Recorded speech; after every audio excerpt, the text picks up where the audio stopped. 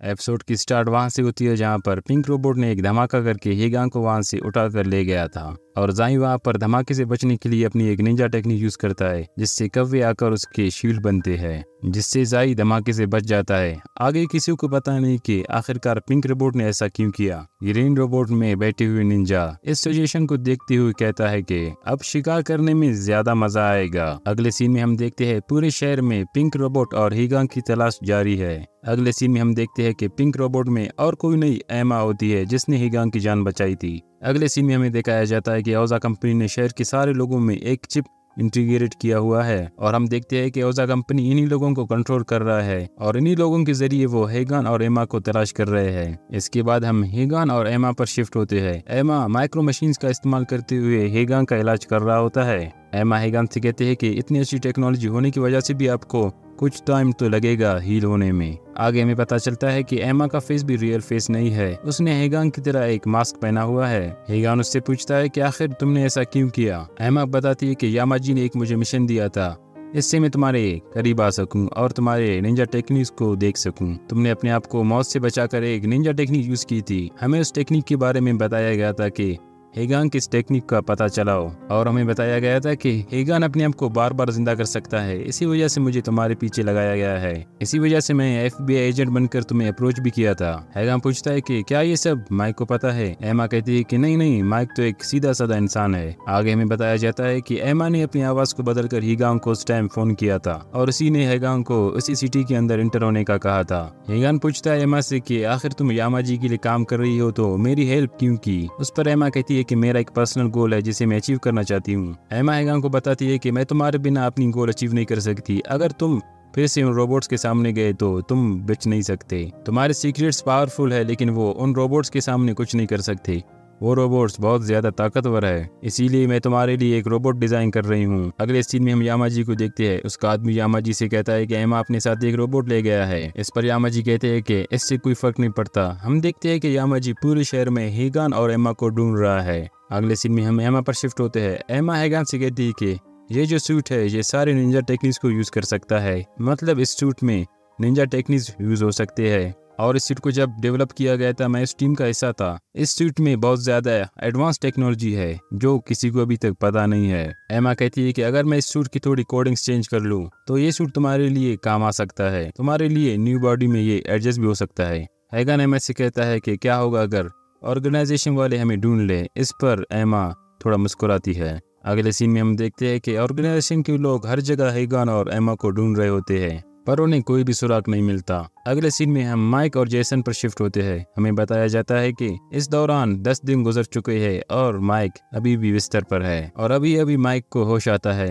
Jason अपने एक दोस्त डॉक्टर को बुलाता है और माइक की इलाज करते हैं वो। इसके बाद जेसन माइक को अपने एक दोस्त के घर ले आता है। माइक जेसन से कहता है कि FBI मुझसे काफी दिनों से नजर रखे हुए है लेकिन मुझे ये नहीं पता था कि वो इतनी जल्दी मुझे ढूंढ पाएंगे। माइक कहता है कि खैर हमें कुछ सबूत तो मिले हैं, हो सकता है ये हमारे काम आ जाए। अगले सीन में हम दोबारा से एमा पर शिफ्ट होते हैं। वो नए रोबोट सूट को चालू करने की कोशिश कर रही होती है पर कम एनर्जी होने की वजह से सूट चालू नहीं होता। एमा बताती है कि हमें इस सूट के लिए रिएक्टर चाहिए जो इसके हार्ट का काम करेगा और ये रिएक्टर सिर्फ ओजा कंपनी के हेडक्वार्टर्स में है। वो बताती है कि अगर मैं वापस गई तो वहाँ से जिंदा नहीं बच पाऊंगी। और उसी दौरान हीगान को अपनी वाइफ और बच्ची की रेत याद आ रही होती है और उसे बहुत ज्यादा गुस्सा आ रहा होता है। उसे याद आता है कि जब वो जख्मी थी तो उसकी वाइफ मारी ने उसकी मदद की थी और उसे बताई थी कि जब लोग गुस्सा होते हैं तो अपने फोकस खो देते हैं और जब ज्यादा लोग चौकन्ने होते हैं तो अपनी तेजी खो देते हैं। मारी बताती है कि अगर हम अपने इच्छा शक्ति को कंट्रोल कर पाए, जैसे कि बर्फ जैसे गर्म और आग जैसे ठंडे हो जाए, तो हमें कोई भी हरा नहीं पाएगा। और यही मेरी निंजा फिलॉसफी है, हम अपने दिमाग को कंट्रोल कर पाए तो हम सब कुछ कर सकते हैं। मारी की ये बातें याद करके हीगान थोड़ा शांत होता है। अगले सीन में हम देखते हैं कि ऑर्गेनाइजेशन के लोगों ने तकरीबन सिटी का सारा एरिया छान लिया है पर उन्हें हीगान और एमा का अभी भी कुछ सुराग नहीं मिला है। और वहाँ पर हमें कुछ एरिया दिखाया जाता है जहाँ पर कुछ समय से मतलब 2 हफ्तों से काफी एनर्जी जाया हो रहा है, मतलब वहाँ पर एनर्जी इस्तेमाल हो रहा है। यामाजी को लगता है कि शायद वहाँ पर बहुत बड़ा डिवाइस काम कर रहा है। यहाँ पर एक आदमी है बिग डी, वो यामाजी से कहते हैं कि मैं वहाँ जाऊंगा और उनको पकड़ कर ले आऊंगा। ऐसा बोलकर वो हीगान और एमा को पकड़ने के लिए निकलता है। हम वापस एमा पर शिफ्ट होते हैं। एमा ने अब पूरे रोबोट के प्रोग्रामिंग को चेंज कर दिया है। एमा इस गियर का नाम कामुई रखते हैं। एमा हीगान को बताती है कि ये सूट इस्तेमाल करते वक्त अब इसमें ये खासियत है कि ये हाईएस्ट मतलब अपने पीक पर काम कर सकता है। एमा हीगान को बताती है कि केवल इस सूट को पहनने से कुछ नहीं होगा। इस सूट का आदमी की बॉडी से मैच करना लाजमी है। अगर मैच कर पाए तो ये सूट काम करेगा, वैसे ये सूट कुछ काम का नहीं होगा। ये सूट बाकी के सूट की तुलना में बहुत ही ज्यादा कारआमद है और एडवांस भी है। एमा बताती है हीगान को कि इस सूट को तुम्हारे दिमाग के साथ सिंक करने के लिए तुम्हें गहरी नींद में जाना होगा, फिर ये काम होगा। एमा हीगान को बताती है कि सिंक्रोनाइजेशन के दौरान तुम्हें कुछ भी नहीं करना, तुम्हें सिर्फ नींद में जाना है। अगर इस बार तुम मर गए तुम वापस नहीं आ सकोगे। आगे हमें बताया जाता है कि हीगान के घर पर जब हमला हुआ था तो उस समय एमा भी वहां पर थी और जो नीडल फेंकने वाला इंसान था वो एमा ही थी। वो नीडल जब हीगान को लगी थी तो उसमें हीगान की बॉडी के सेल्स फ्रीज हो गए थे और इसी वजह से हीगान की बॉडी मूव करना बंद कर देती है और कुछ ही समय के लिए हीगान की सांसें भी बंद हो गए थे। इसी वजह से निंजाओं का लीडर हीगान को मरा हुआ छोड़कर वहां से चला जाता है। एमा बताती है कि उसकी सीक्रेट टेक्निक एक इंसान पर एक ही बार काम करती है। जैसे ही हीगान को पता चलता है कि एमा ने उसकी जान बचाई थी उधर, तो वो गुस्से में आकर एमा की गर्दन पकड़ लेता है। वहाँ पर हीगान उससे कहता है कि आखिर तुमने मुझे क्यों बचाया था, मेरे बेटे और बीवी को क्यों नहीं बचाई थी। और वहाँ पर एमा हीगान को एक शॉक दे देती है जिससे हीगान बेहोश हो जाता है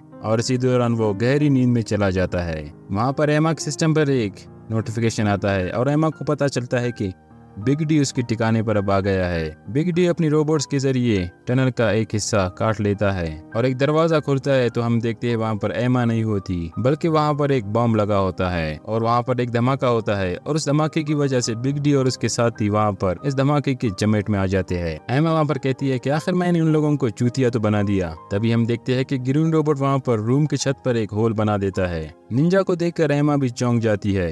एमा कहती है कि आखिर तुमने हमें कैसे ढूंढ लिया। ग्रीन रोबोट वाला आदमी कहता है कि मुझे लगा था तुम लोग बच गए हो और हम शहर के हर जगह पर अपनी नजर जमाए हुए हैं और हम शहर के हर व्हीकल पर नजर रखे हुए हैं। जब से तुम लोग गायब हो गए हो यही व्हीकल लगातार चल रही है। तभी हमें पता चलता है कि एमा और हीगान एक एडवर्टाइजिंग ट्रक में होते हैं। आगे हम देखते हैं कि कामुई सूट और हीगान में सिर्फ 10% का सिंक्रोनाइजेशन हो गया है। अभी जी ग्रीन सूट वाला निंजा हीगान पर हमला करने वाला होता है कि एमा ट्रक की डायरेक्शन थोड़ा चेंज कर देता है जिससे ग्रीन रोबोट ट्रक के ऊपर से गिर जाता है और ट्रक भी वहां पर रोड पर पलट जाता है। इसके बाद एमा अपनी सूट पहनकर ट्रक से बाहर आ जाती है। हम देखते हैं कि रोड के अंदर से 2 चार्जर निकल आते हैं। इसकी वजह से एमा और ग्रीन रोबोट अपने आप को चार्ज कर लेते हैं। अगले सीन में हम माइक और जेसन पर शिफ्ट होते हैं। माइक एमा के फोन पर कॉल करता है लेकिन वो फोन अटेंड नहीं करती। माइक जेसन से कहता है कि औजा के सर्वर पर हमने जितने लोग भी देखे थे उन सबको हमें ट्रैक करना चाहिए। जेसन कहता है कि हम ये सब कैसे करेंगे, हमारे पास तो कोई सर्वर भी नहीं है।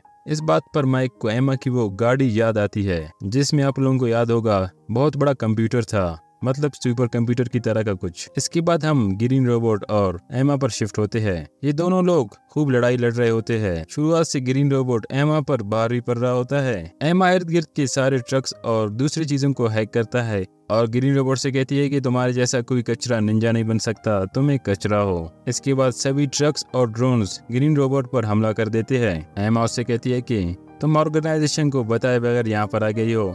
ग्रीन रोबोट्स ड्रोन को तोड़कर कहता है कि मुझे घंटा फर्क नहीं पड़ता ऑर्गेनाइजेशन क्या सोच रहा है, मुझे तो मजा आता है लोगों को मारने में। इसके बाद ग्रीन रोबोट एमा पर एक के बाद एक हमले कर देता है। इसके बाद एमा भी अपनी निंजा टेक्निक यूज करता है। इस निंजा टेक्निक में ग्रीन रोबोट को एमा के बहुत सारे क्लोन्स दिखाई देते हैं। वो सारे क्लोन्स ग्रीन रोबोट पर हमला कर देते हैं लेकिन ग्रीन रोबोट कोई कच्चा खिलाड़ी भी नहीं है। वो एक शॉक वेव वहाँ पर क्रिएट कर देता है जमीन पर जिससे सभी क्लोन्स वहाँ पर खत्म हो जाते हैं। हम देखते हैं कि एमा और ग्रीन रोबोट दोनों का चार्ज खत्म हो रहा होता है, इसीलिए दोनों रोबोट्स अपने अपने चार्जिंग पोर्ट की तरफ दौड़ते हैं। पर ग्रीन रोबोट बड़ा शातिर है, वो एमा के बोर्ड को तबाह कर देता है एक मिसाइल अटैक करके। इसके बाद ग्रीन रोबोट अपने आप को चार्ज कर लेता है। अब एमा की सूट का चार्ज खत्म हो जाता है। इसका फायदा उठाकर ग्रीन रोबोट एमा को मारना शुरू कर देता है। इस समय हीगान और कामुई की सिंक्रोनाइजेशन 40% तक है। इसके बाद हमें बताया जाता है कि एमा ने हीगान की मेमोरी में एक रिकॉर्डिंग इंटीग्रेट की थी। जब एमा मरने वाली होती है तो वहाँ पर रिकॉर्डिंग प्ले होती है। वहाँ पर रिकॉर्डिंग में बताया जाता है कि मैं मरने वाली हूँ, अगर तुम मुझे सुन सकते हो तो मुझे बचा लो, मैं मरने वाली हूँ। तुमने मुझसे पूछा था कि मैंने तुम्हें क्यों बचाया था, तो सच्चाई ये है कि तुम्हारी बीवी मारी ने मुझे एक बार बचाई थी, इसी वजह से मैंने तुम्हारी जान बचाई। और जब मारी ने मुझे बचाई थी उसी दिन से मैं और मारी कांटेक्ट में थी। जिस दिन मारी की डेथ हुई थी उसी दिन भी मेरी मारी से बात हुई थी। उसी दिन जब मारी पर हमला हुई थी तो मैं उसे बचा नहीं पाई और उसी वजह से अब मैंने तुम्हारी जान बचाई थी। मैं सिर्फ तुम्हें बचा सकता था उस टाइम। मारी का ये सपना था कि तुम अच्छी ज़िंदगी गुजारो। मैंने बहुत कोशिश की लेकिन मारी को नहीं बचा सकी, इसलिए मैंने तुम्हें बचाया, लेकिन वो नहीं बच सकी। आगे हम देखते हैं कि ग्रीन रोबोट एमा को मार रहा होता है। उधर एमा की बातें सुनकर हिगान के अंदर कुछ बदलाव आता है। उस समय हिगान और कामुई की बॉडी के अंदर कुछ अजीब चेंजेस होते हैं, मतलब 50% से अचानक वो 100% तक पहुंच जाता है सिंक्रोनाइजेशन। उसके बाद कामुई अपनी आसपास की बिल्डिंग्स की सारी एनर्जी खींच लेता है। ये देखकर ग्रीन रोबोट ट्रक की तरफ देखने लगता है। आगे हमें दिखाया जाता है कि हिगान भी अपनी सूट के अंदर है और अपनी वाइफ की उस बात को याद कर रहा होता है कि तुम्हें आग की जैसे ठंडा और बर्फ की जैसे गर्म होना चाहिए और इसी वजह से तुम अपने दिमाग को कंट्रोल कर पाओगे। ऐसा सोचते सोचते कामुई पूरी तरह से चार्ज होता है और इसी के साथ ये एपिसोड ख़त्म हो जाता है। तो उम्मीद करते हैं कि ये एपिसोड आप लोगों को पसंद आया होगा। मिलते हैं नेक्स्ट एपिसोड में, तब तक के लिए बाय बाय।